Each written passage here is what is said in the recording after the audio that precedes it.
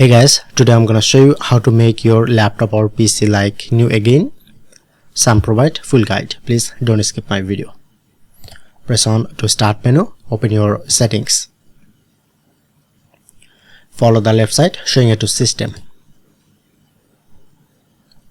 Scroll down, you get recovery option. Press on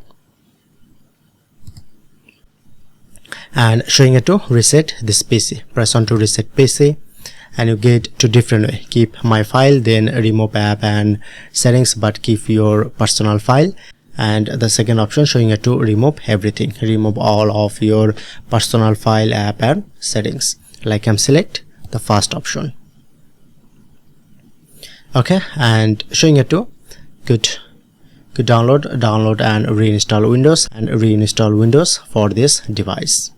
So I just recommend you just select local install, change settings, all set, press on to confirm and press on to next.